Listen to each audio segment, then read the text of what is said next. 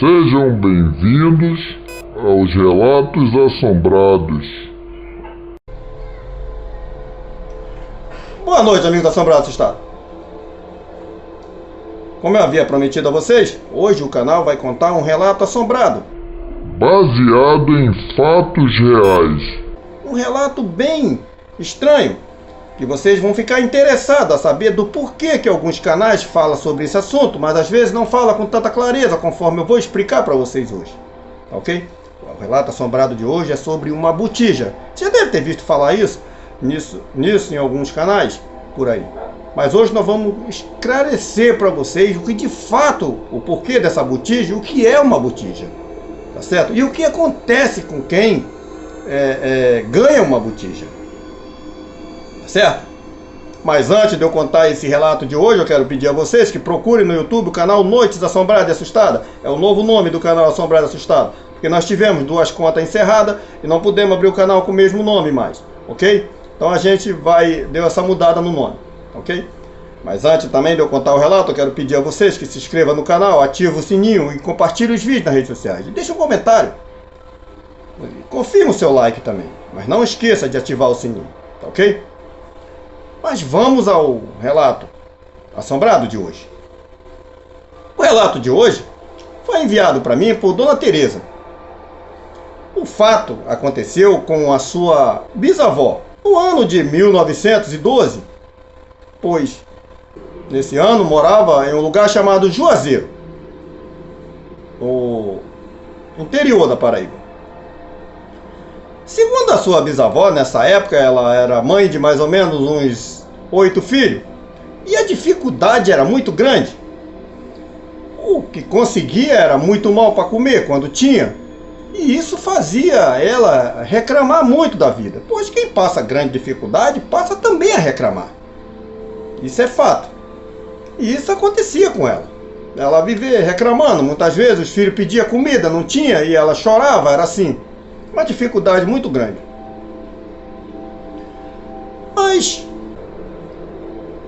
Mas segundo ela, nesse mesmo ano, numa noite, ela não sabe a hora, pois não tinha relógio naquela época, mas ela disse que acordou, pegou um pinico que tinha embaixo da cama, pois era tarde para ela sair para fora, e foi fazer xixi. Quando ela voltou, ela se deitou e ela disse que não estava dormindo. Quando ela, no escuro, viu que como se fosse uma mulher, com um pano branco amarrado na cabeça, veio se aproximando dela. Ela disse que perdeu a fala na hora. Do medo, que foi muito grande. Seu marido, que era bisavô de Dona Teresa, estava dormindo no canto. Ela disse que perdeu até as forças de conseguir chamar ele, catucar ele. Essa mulher veio bem próxima a ela e com uma voz muito estranha disse: "Você vai até um pé de joá, em tal lugar, assim assim. Eu vou deixar o local marcado. Bem atrás do pé de joá, atrás desse pé de joá, você vai encontrar uma marca feita pelo meu dedo. O que tem ali é seu." E ela disse que essa mulher não virou as costas para ela. Foi afastando de costas. Sumiu na escuridão da casa. Após talvez aí uma meia hora, ela conseguiu catucar o seu marido. Na época, ele acordou e disse: "O que foi, mulher?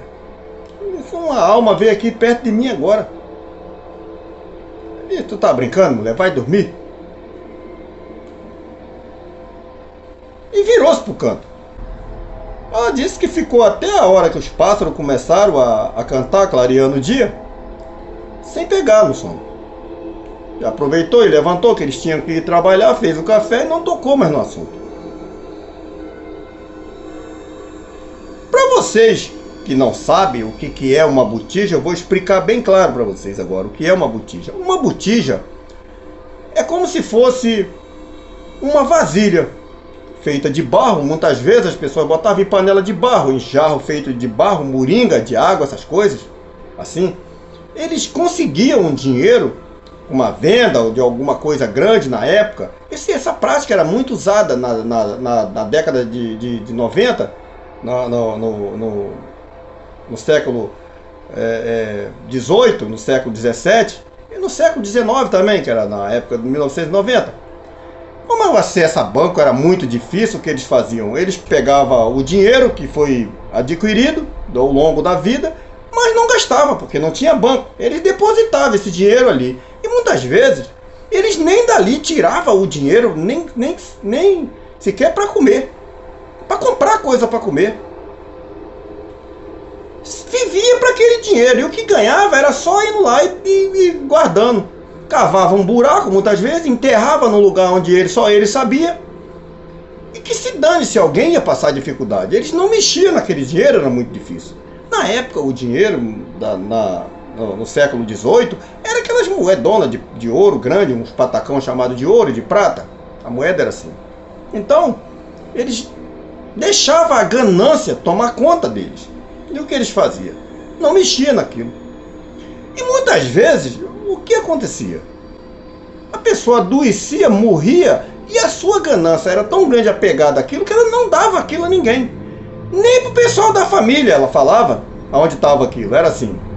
Infelizmente, a ganância é a perdição da alma do ser humano.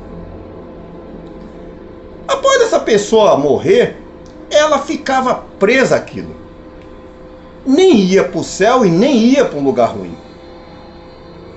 Ficava ali presa àquilo.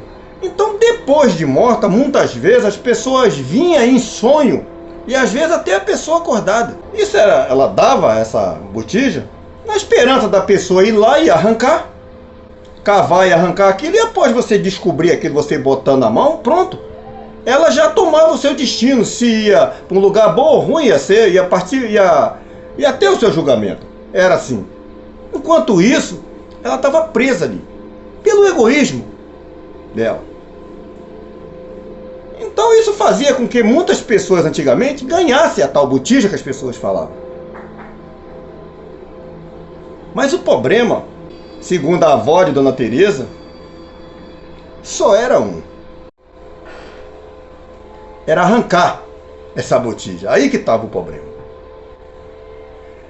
Segundo ela não comentou nada mais com o seu marido, pois ele duvidou dela.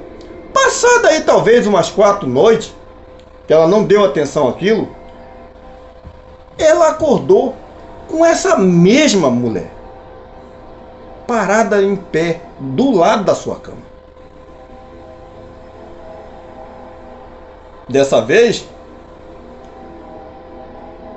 a avó de Dona Teresa perguntou a ela o que ela queria. Eu já disse a você que o que está atrás daquele pé de joá, onde eu marquei o local, é seu. Ela disse, mas eu tenho medo de arrancar. Eu posso levar alguém? Ela foi afastando de costas e foi embora de novo. Por que ela fez essa pergunta? Porque não é qualquer um que arranca uma botija. E ela tinha medo, ela já tinha ouvido falar sobre isso. É complicado de você arrancar uma botija.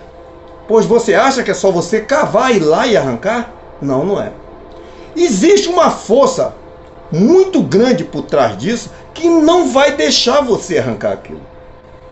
Vai fazer de tudo para que você não consiga cavar e alcançar onde ela está e pôr a mão, que é para quebrar o encanto, onde a pessoa está presa. Por isso ela perguntou se podia levar alguém.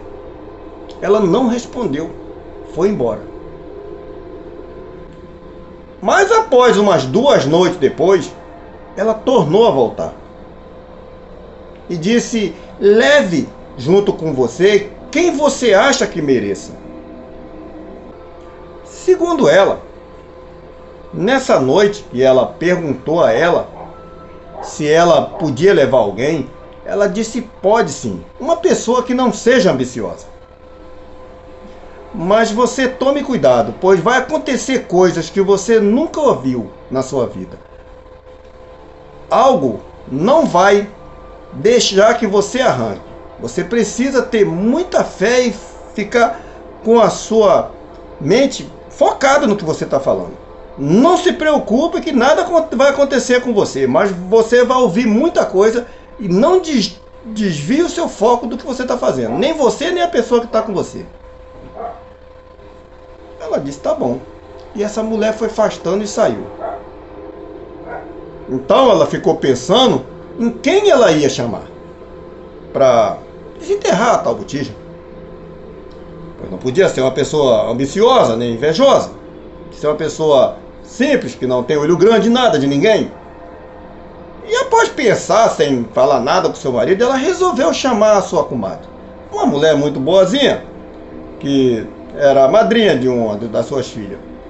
Pois o pouco que ela tinha para comer, ela dividia com ela, quando faltavam as coisas na casa dela. Era uma mulher que não era ambiciosa, não tinha ambição.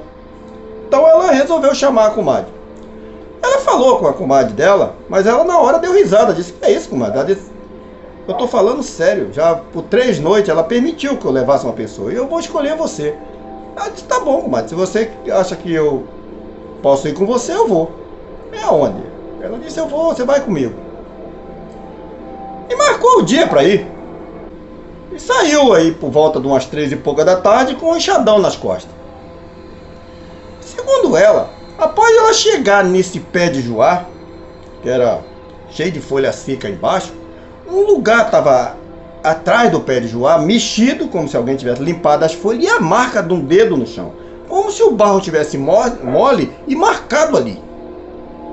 Ela tomou um susto com aquilo quando ela viu aquilo. Ela disse: o lugar é aqui, ó.